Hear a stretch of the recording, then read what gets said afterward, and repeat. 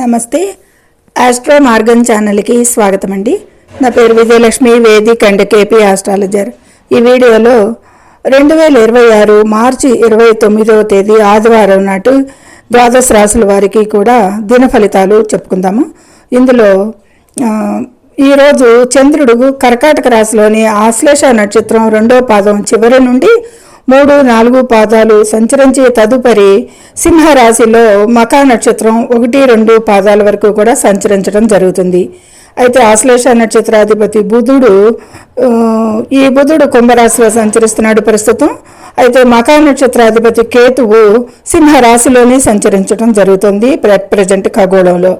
ఇది ఈ చంద్ర వివరాలు, సంచార వివరాలు.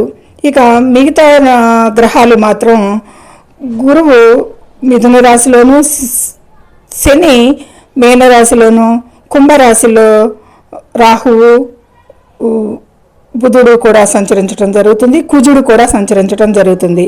అయితే మీనరాశిలో శుక్రుడు కూడా సంచరిస్తున్నాడు, సూర్యుడు కూడా సంచరించడం జరుగుతుంది. ఇది ఇతర గ్రహాల స్థితిగతులు.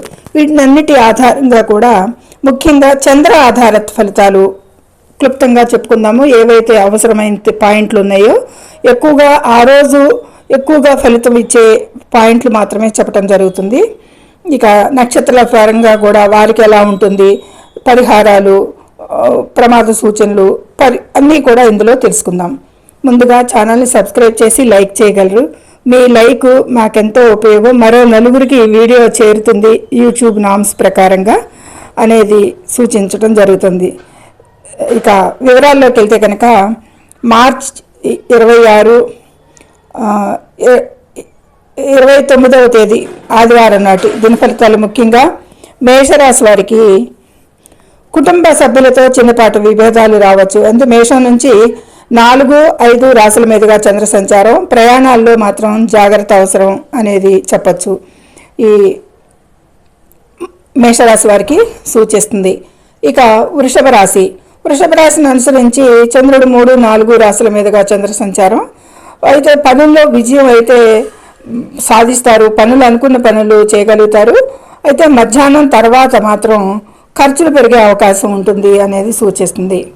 ఇక ఈ విధమైన మిశ్రమ ఫలితాలు వృషభ రాశి వారికి ఉంటాయి.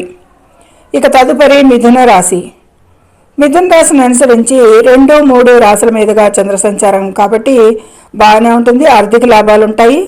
కాకపోతే మీ మాట తీరులో ఇతరులను ఆకట్టుకుని ఇంకా ఇంప్రెసివ్గా మాట్లాడేదానికి అవకాశం ఇంకా బాగుంది. మిథున రాశి వారికి ఈరోజు చాలా బాగుంది అనేది చెప్పచ్చు. కర్కాటక రాశిలోనే చంద్ర సంచారం, ద్వితీయంలో కూడా చంద్ర సంచారం ఉండటం వల్ల మానసిక ప్రశాంతత ఉంటుంది. కానీ గండాంత సమయం మధ్యాహ్నం వల్ల నిర్ణయాలలో గందరగోళం కొద్దిపాటి కలగవచ్చు అనేది. అంటే ఆశ్లేష నక్షత్రం నుండి మఖా నక్షత్రానికి మారే సంధి కాలాన్ని గండాంతర కాలంగా చెప్తాం కదా. అయితే ఆ వల్ల నిర్ణయాల్లో గందరగోళం చేయొచ్చు ఆ టైం అప్పుడు కొద్దిపాటి కర్కాటక రాశి వారికి అనేది సూచించడం జరుగుతుంది.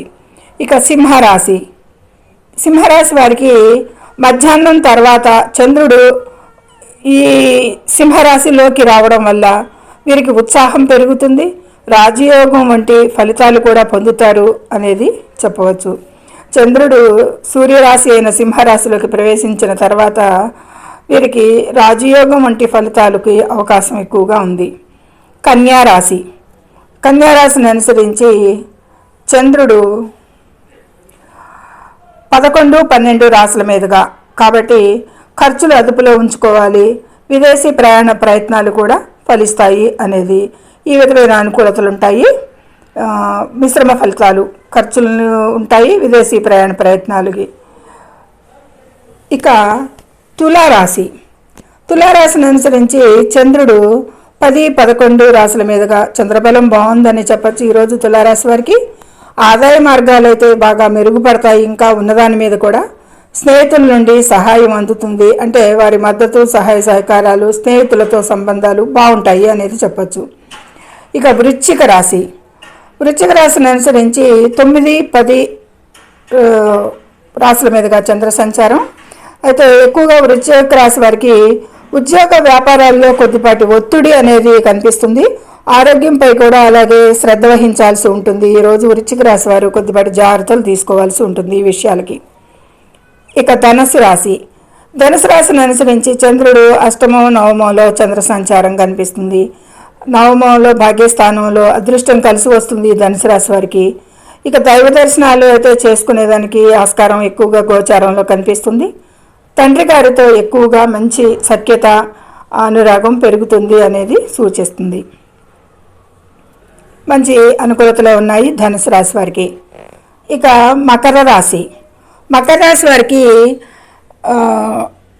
8, 9 రాశి 7, 8 రాశుల మీదుగా చంద్ర సంచారం ఉంటుంది. అయితే ఆరోగ్య సమస్యలు కొద్దిపాటిగా తలెత్తే అవకాశం కనిపిస్తుంది వీరికి.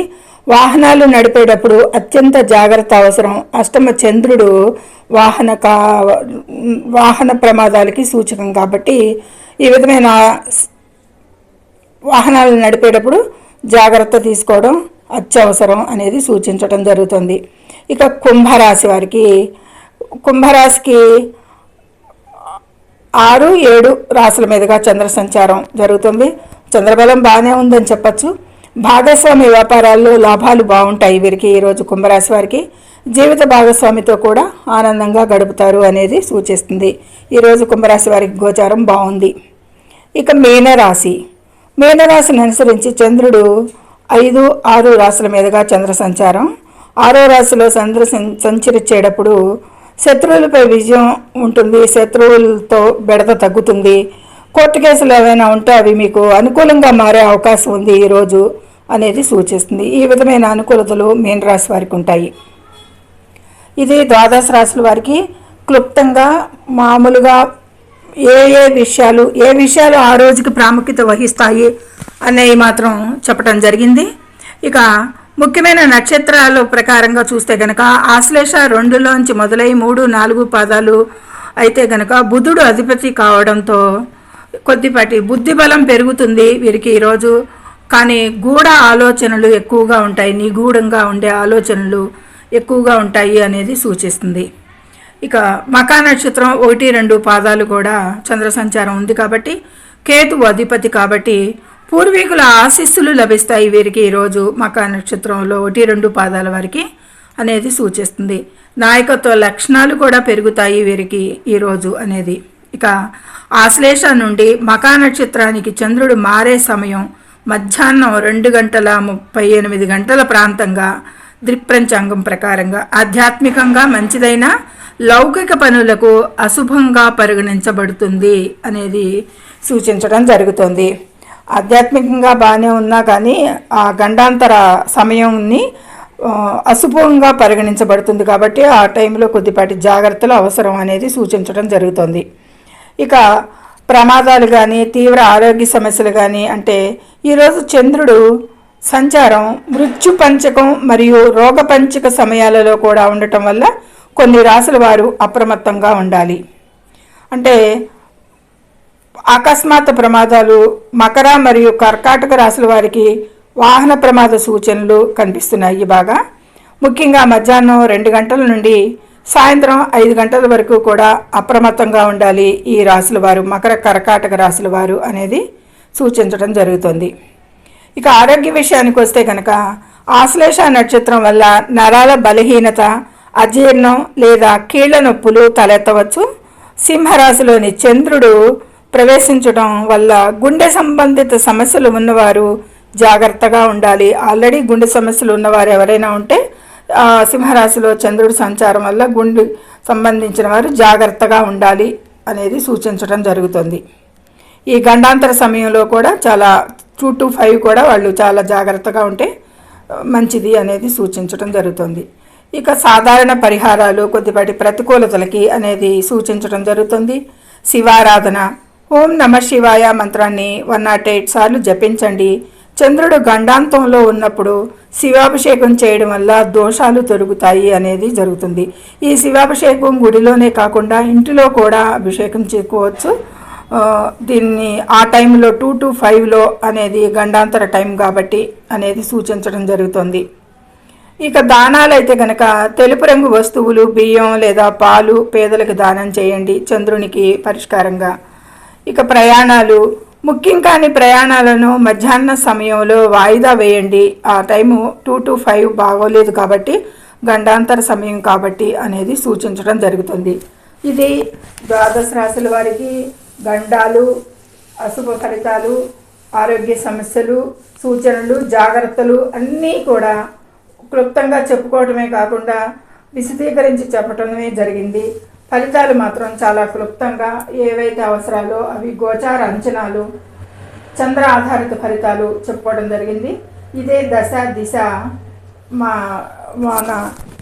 ఇదే దశ దిశ కూడా జన్మ జాతకం నుండి నడుస్తుంటే ఇవి 100% యాక్యురేట్గా అని చెప్పవచ్చు, సూచించవచ్చు. చాలా ఒక దిన ఫలితాలలో చాలా విశదీకరించి చెప్పడం జరిగింది. ఇది సర్వే జనం సుఖినో భవంతు. నచ్చితే లైక్ చేయండి, షేర్ చేయండి, కామెంట్ చేయండి, సబ్స్క్రైబ్ చేసి ముఖ్యంగా మీ లైక్ మాకెంతో ఉపయోగం. ధన్యవాదములు.